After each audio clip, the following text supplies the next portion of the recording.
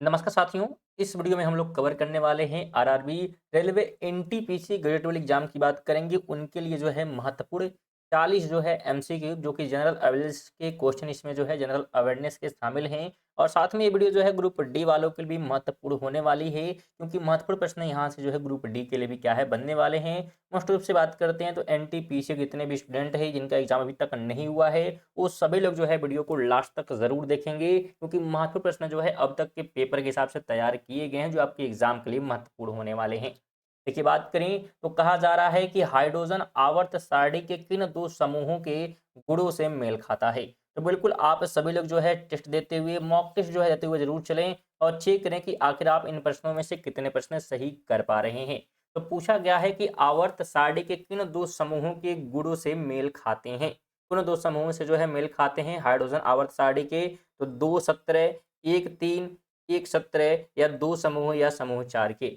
ध्यान रखेंगे, अगर हाइड्रोजन आवर्त सारणी की बात करेंगे तो यह जो है मेल खाते हैं समूह 1 और समूह 17 के जो तत्व हैं। ऑप्शन नंबर थर्ड इसका राइट हो जाएगा। अगला प्रश्न है कि निम्नलिखित में से कौन सी तांबा और जस्ता की मिश्र धातु है। एल निको है, पीतल है, सोल्डर है और कांसा है। तो पूछा गया है तांबा और जस्ता के मिक्सचर की बात यहाँ पे की गई है, तो उसे जो है पीतल कहा जाता है। ऑप्शन नंबर सेकंड इसका राइट होगा। साथ में स्टूडेंट, वीडियो में आगे जो है बढ़ने से पहले बता दें आपको, अगर आप चेक कर लें कि चैनल पर नए हैं तो बिल्कुल आप चैनल को जो है सब्सक्राइब कर सकते हैं। अगर नहीं किए हैं तो नीचे आप जरूर चेक कर लें, सब्सक्राइब बटन आपको दिख रहा होगा, जिस पे आपको क्लिक कर देना है, जिससे आप सब्सक्राइब कर लेंगे। और बहुत सारे बच्चे सोचते हैं कि सब्सक्राइब करने पे पैसे लगेंगे। नहीं स्टूडेंट, बिल्कुल फ्री होता है। तो इस पर आपको क्लिक करके बेल आइकन को ऑल पर सेट कर देंगे, जिससे जब भी क्लासेज स्टार्ट होंगी नोटिफिकेशन आपको सबसे पहले मिल जाएगा। जरूर ये काम कर लीजिएगा। चलिए आगे बढ़ते हैं। तो कहा जा रहा है किस स्मारक को भारत का राष्ट्रीय स्मारक कहते हैं। इंडिया गेट है, गेटवे ऑफ इंडिया है, राजघाट है या लाल किला है। तो भारत का राष्ट्रीय स्मारक जो है किसे कहा जाएगा, तो इंडिया गेट को कहा जाएगा। ऑप्शन नंबर 1 इसका राइट हो जाएगा ऑप्शन के हिसाब से। आगे बढ़ते हैं। तो निम्न में से किस खिलाड़ी की आत्मकथा एस अगेंस्ट आइस लिखी है। तो निम्न में से किस खिलाड़ी की जो आत्मकथा है ये कि एस अगेंस्ट आइस की बात करेंगे, तो यह जो है आत्मकथा है सानिया मिर्जा की। ऑप्शन नंबर फोर्थ राइट हो जाएगा। 5 की बात करेंगे तो दक्षिण भारत का मैनचेस्टर किसे कहते हैं। कोयम्बटूर को, सलेम को, तंजावुर को या मदुरै को। तो दक्षिण भारत का मैनचेस्टर की बात करेंगे तो यह जो है कोयम्बतूर को कहा गया है। ऑप्शन नंबर 1 हो जाएगा। 6 नंबर है कि गैल्वेनोमीटर को किसके साथ जोड़कर उसे वोल्ट मीटर बनाया जा सकता है। तो समांतर उच्च प्रतिरोध, समांतर निम्न प्रतिरोध, श्रृंखला में उच्च प्रतिरोध या श्रृंखला में उच्च प्रतिरोध। बोला गया है कि गैल्वेनोमीटर को किसके साथ जोड़कर जो है वोल्ट मीटर बनाया जा सकता है। तो अगर हम गैल्वेनोमीटर को श्रृंखला में उच्च प्रतिरोध के साथ जोड़ते हैं तो ये वोल्ट मीटर का काम करना स्टार्ट कर देगा। चलिए आगे हम लोग बात कर लेते हैं। तो कहा जा रहा है कि कंप्यूटर में प्रोसेसिंग में डैश पूल से प्रक्रमों को चुनता है और उन्हें क्रियान्वित करने के लिए मेमोरी में लोड करता है। तो ये काम कौन करता है, जॉब शेड्यूलर या रिसोर्स शेड्यूलर या सीपीयू शेड्यूलर या प्रोसेस शेड्यूलर। तो कौन ये काम करता है कि पूल से प्रक्रमों को चुनता है और उन्हें क्रियान्वित करता है। तो यह जाम अगर हम इस काम की बात करेंगे, ध्यान रखेंगे, जॉब शेड्यूलर का ये काम है कि वो क्या करेगा, कंप्यूटर में प्रोसेसिंग में क्या करेगा, जॉब शेड्यूलर पूल से प्रक्रमों को चुनता है और उन्हें क्रियान्वित करने के लिए मेमोरी में लोड करता है। 8 नंबर है कि केरल में समुद्र तट की रेत में भरपूर मात्रा में क्या पाया जाता है। केरल में रेत में जो है भरपूर मात्रा में क्या मिलता है, कैल्शियम, रेडियम, थोरियम या मैग्नीज। तो यहाँ पे रेत में जो है देखने को मिलता है थोरियम। ऑप्शन नंबर थर्ड इसका राइट हो जाएगा।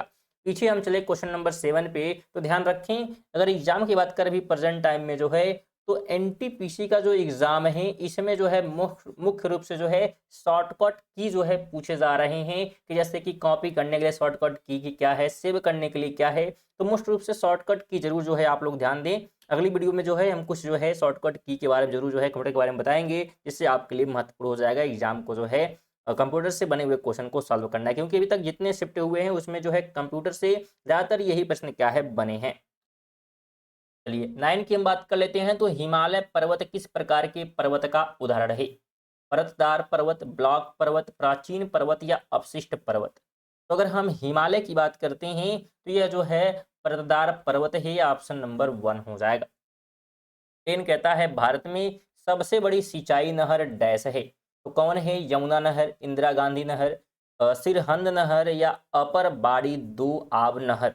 तो सबसे बड़ी नहर की बात की गई है भारत में, तो यह जो है इंदिरा गांधी नहर हो जाएगा, ऑप्शन नंबर 2। बिल्कुल अपने आंसर जो है आप कमेंट करते हुए चलें, या बिल्कुल आप कॉपी पेन जो है लेकर बैठे और चेक करें। लास्ट में जो है बिल्कुल कमेंट करें कि आप जो है 40 में से हाँ कितने प्रश्न सही कर पाए हैं। 11 की बात करेंगे तो सूर्यास्त के बाद भी पृथ्वी की सतह के निकट वायु किस कारण ऊष्मा प्राप्त करती रहती है?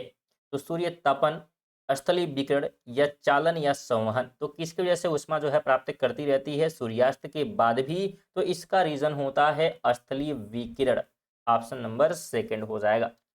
12 की बात करेंगे तो उन भू आकृतियों को क्या कहते हैं जो पृथ्वी में विभ्रंश के कारण बनती हैं तथा जिनके कारण एक सतह दूसरी सतह के या दूसरी सतह से नीचे चली जाती है?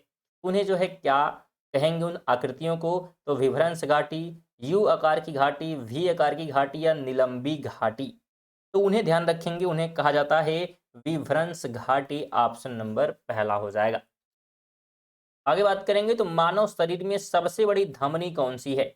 महाधमनी, कोशिका, वेना केवा या फुसफुसीय शिरा? तो सबसे बड़ी धमनी की बात पूछी गई है मानव शरीर में, तो महाधमनी उसका नाम है, ऑप्शन नंबर ये हो जाएगा। बिल्कुल महान है इसलिए क्या है, तो महाधमनी है, सबसे बड़ी है। अगला प्रश्न है कि प्लेटी हेलमिथीज में पाई जाने वाली एक विशेष उत्सर्जी कोशिका कौन सी है जो किडनी की तरह काम करती है तथा निस्यंदन के माध्यम से अपशिष्ट पदार्थ को निकालती है? तो वसा कोशिका ऑप्शन में है, फ्लेम कोशिका है, स्टेम कोशिका है या स्पंज कोशिका है? तो राइट की हम बात करेंगे तो फ्लेम कोशिका क्या हो जाएगा, इसका राइट हो जाएगा, जो किडनी की तरह काम करती है। 15 नंबर है कि ट्राइनाइट्रोलूम टोल्यून का प्रयोग कहाँ किया जाता है? ट्राइनाई ट्राइनाइट्रोटोलीन की बात अगर हम करेंगे तो इसका उपयोग जो है विस्फोटक के रूप में होता है, ऑप्शन नंबर 4 हो जाएगा। 16 नंबर है कि कटौती प्रस्ताव में जब मांग की राशि 100 रुपए कम जो है कर दी जाती है तो उसे क्या कहते हैं? कटौती प्रस्ताव में जब मांग की जो राशि है उसमें अगर हम 100 रुपए कम कर देंगे तो उसे क्या कहा जाता है? तो ध्यान रखेंगे उसे जो है सांकेतिक कटौती कहते हैं, ऑप्शन नंबर 4। 17 है कि विश्व में एस्बेस्टॉस का अग्रणी उत्पादक देश कौन सा है? ऑस्ट्रेलिया है, कनाडा है, रूस है, अर्मेनिया है? तो इस ऑप्शन में सबसे जो है अग्रणी राज्य की अगर हम बात करेंगे तो सॉरी यहाँ पे हमारा रूस हो जाएगा, ऑप्शन नंबर 2 आप ध्यान रखेंगे। एस्बेस्टॉस की बात यहाँ पे की गई है। अगला प्रश्न है कि वेटन कप निम्नलिखित में से किस खेल से संबंध है? वेटन कप का निम्नलिखित में से किस खेल से संबंध है? क्रिकेट से, हॉकी से, फुटबॉल से या वॉलीबॉल से? तो वेटन कप की बात करेंगे तो यह जो है हॉकी से जुड़ा हुआ है, ऑप्शन 2 हो जाएगा। 19 कहता है यदि भारतीय रिजर्व बैंक नगद रिजर्व अनुपात कम करती है तो क्या परिणाम होगा? यदि भारतीय रिजर्व बैंक नगद रिजर्व अनुपात कम करती है तो क्या परिणाम होगा? तो इसका परिणाम ध्यान रखेंगे क्या हो जाएगा कि ऋण सृजन बढ़ेगा, ऑप्शन नंबर 1। 20 नंबर है कि नाइट्रीकरण किसे परिवर्तित करने की जैविक प्रक्रिया है? नाइट्रीकरण किसे जो है परिवर्तित करने की जैविक प्रक्रिया है? तो यह जो है प्रक्रिया है अमोनिया को नाइट्राइट में परिवर्तित करने के लिए, ऑप्शन नंबर 3। 21 कहता है निम्न में से कौन सा एक बॉर्डर लाइन तत्व नहीं है? बेरॉन, सिलिकॉन, पोलोनियम या बिस्मथ? बॉर्डर लाइन तत्व नहीं की बात यहाँ पे की गई है, तो बिल्कुल बिस्मथ हो जाएगा, ऑप्शन नंबर 4। 22 कहता है कौन सा भारतीय स्टॉक एक्सचेंज अपना खुद का प्रारंभिक सार्वजनिक प्रस्ताव लाने की योजना बना रहा है? आईपीओ की बात यहाँ पे की जा रही है, तो यह जो है लाने की योजना जो है कौन बना रहा है? तो ये बना रहा है नेशनल स्टॉक एक्सचेंज, बिल्कुल ध्यान रखेंगे, ऑप्शन नंबर 2 NSE। अगला प्रश्न है कि एक मिश्र धातु किसका एक उदाहरण है? एक मिश्र धातु किसका एक उदाहरण है? तो कोलाइडल विलयन का, पायस का, ठोस विलयन का या विभिन्न मिश्रण का। तो अगर हम एक मिश्र धातु की बात करेंगे तो यह जो है एग्जाम्पल हो जाता है ठोस विलयन का, ऑप्शन नंबर थर्ड वाला। अगला प्रश्न है कि चंद्रगुप्त मौर्य डैश था, क्या था? अशोक का परदादा, अशोक का भाई, अशोक का पिता या अशोक का दादा। तो चंद्रगुप्त मौर्य की हम जब बात करेंगे तो ध्यान रखेंगे यह अशोक का दादा था, ऑप्शन नंबर 4। 25 कहता है कि भाषा के आधार पर रचित भारत का प्रथम राज्य है? आंध्र प्रदेश, उड़ीसा, कर्नाटक या महाराष्ट्र। जो कि भाषा के आधार पर जो है बना राज्य है, यहाँ पे ध्यान रखना है, तो उसका नाम था आंध्र प्रदेश, ऑप्शन नंबर पहला हो जाएगा। 26 कहता है निम्नलिखित में से किस वर्ग ने 1857 के सिपाही विद्रोह में भाग नहीं लिया था? खेतिहर, मजदूर, साहूकार, किसान या जमींदार। इसमें से कौन से ग्रुप हैं जो कि 1857 के सिपाही विद्रोह में भाग नहीं लेते हैं? तो भाग नहीं लेते हैं कौन? तो साहूकार जो है भाग नहीं लेते हैं, ऑप्शन नंबर सेकंड हो जाएगा।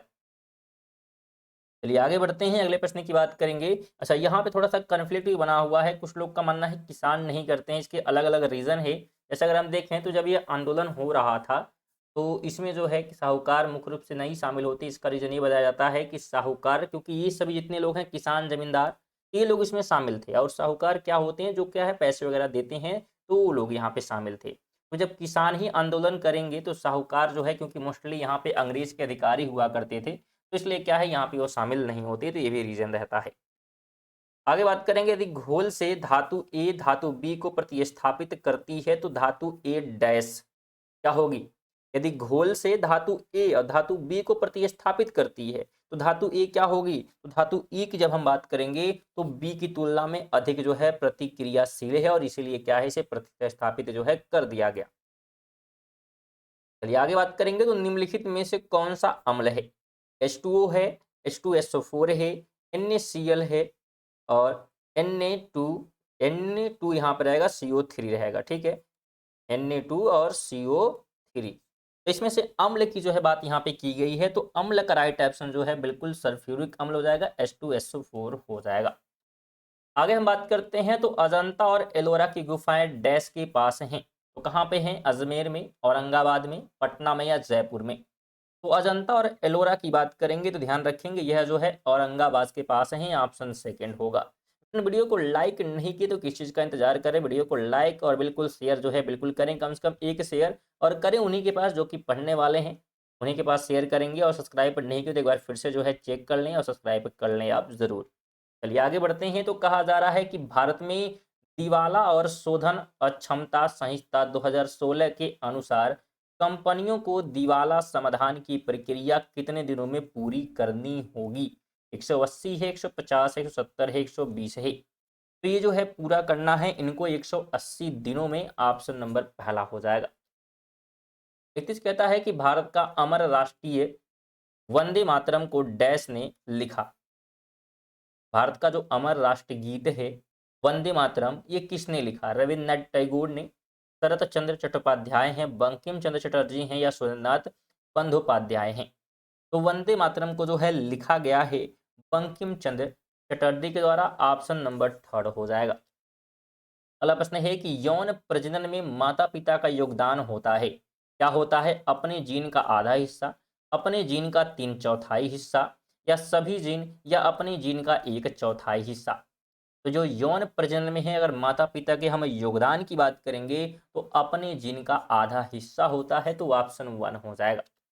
33 कहता है निम्नलिखित में से कौन सा कथन प्रयोग करने के लिए गलत होगा? कि एक यौगिक एक परमाणु है, एक तत्व एक मोल है, और एक यौगिक एक मोल है, एक तत्व एक परमाणु है। तो कौन सा जो है प्रयोग करने के लिए गलत होगा, इसकी बात की जा रही है कि एक यौगिक एक परमाणु है, ये क्या है प्रयोग करने के लिए गलत हो जाएगा। 34 है कि निम्नलिखित में से कौन सा जीव पुनर्जनन और मुकुलन द्वारा प्रजनन कर सकता है? इस ऑप्शन में खमीर है, प्लाज्मोडियम है, हाइड्रा है और प्लेनेरिया है। तो पुनर्जनन और मुकुलन के द्वारा जो है प्रजनन कौन कर सकता है, यहाँ पे जो है इसकी बात की जा रही है। तो ध्यान रखेंगे यह जो काम कर सकता है कौन कर सकता है, तो हाइड्रा कर सकता है, ऑप्शन नंबर थर्ड हो जाएगा। 35 कहता है कि सनसाइन विटामिन किसे कहते हैं। सनसाइन विटामिन की बात की गई है, विटामिन ए है, विटामिन बी है, विटामिन सी है और विटामिन डी है। अगर हम सनसाइन विटामिन की बात करेंगे तो सनसाइन विटामिन किसको कहा गया है, तो ये कहा गया है विटामिन डी को, ऑप्शन फोर्थ हो जाएगा। 36 है कि ऑटोमोबाइल बैटरी के लिए डैश अम्ल का उपयोग करते हैं, तो किसका, सल्फ्यूरिक अम्ल का, हाइड्रोक्लोरिक अम्ल का, नाइट्रिक अम्ल का या साइट्रिक अम्ल का। तो बैटरी के लिए बात यहाँ पे की गई है, ऑटोमोबाइल बैटरी के लिए उपयोग होता है किसका, तो सल्फ्यूरिक अम्ल का, ऑप्शन नंबर 1 हो जाएगा। 37 कहता है किसने रघुपति राघव राजाराम लिखा है। गांधी जी, टैगोर, अरविंद घोष या विष्णु दिगंबर पलुस्कर। तो रघुपति राघव जो है राजा राम की बात करेंगे तो यह जो है लिखा गया है विष्णु दिगंबर पलुस्कर के द्वारा, ऑप्शन नंबर 4 इसका राइट हो जाएगा। 38 कहता है कि संक्रमण तत्व क्या होते हैं। संक्रमण तत्व क्या होते हैं, तो वह तत्व जिनके दो सबसे बाहरी सेल अधूरे होते हैं उन्हीं को हम संक्रमण तत्व कहते हैं। आगे बात करेंगे तो भारत में डैश में नया पैसा का परिचय कराया गया था और 1964 में उसका पुनर्नामकरण जो है नामकरण किया गया था। तो यह जो है भारत में डैश में नया पैसा परिचय कराया गया, तो कब कराया गया था, तो ये कराया गया था 1957 में और फिर 1964 में उसका क्या किया गया, तो पुनर्नामकरण यहाँ पे किया गया। अगला प्रश्न है कि स्तंभों का मिलान करना है, यहाँ पे ऋतु हैं और भारतीय कैलेंडर के अनुसार महीना दिया गया है। देखिए अगर हम बसंत ऋतु की बात करेंगे तो यह जो है चैत बैसाख का समय रहता है। ग्रीष्म की बात करेंगे तो ग्रीष्म मतलब जेठ और आषाढ़ के समय की बात है।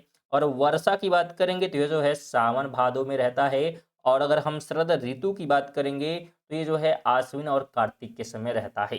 इस प्रकार से आपको मैच कर देना है। और राइट की बात करें तो बिल्कुल ए वाला हमारा यहाँ पर राइट हो रहा है। तो ये थे हमारे 40 महत्वपूर्ण प्रश्न एनटीपीसी एग्जाम के लिए, तो जिनका भी एग्जाम जो है 22 को है, बिल्कुल महत्वपूर्ण रहेगा उनके लिए। और अगर आप टेस्ट दिए हैं बिल्कुल, तो कितने प्रश्न आप सही किए हैं बिल्कुल कमेंट बॉक्स में ज़रूर बता के जाएं कि आप जो है हाँ कि 40 में से जो कितने प्रश्न आप सही किए हैं। और बिल्कुल लाइक शेयर कर दीजिएगा। पीडीएफ के लिए आप टेलीग्राम से जुड़ सकते हैं, इसका लिंक डिस्क्रिप्शन में देखने को मिलेगा। चलिए इसी के साथ मिलते हैं अगली वीडियो, तब तक के लिए जय हिंद, वंदे मातरम।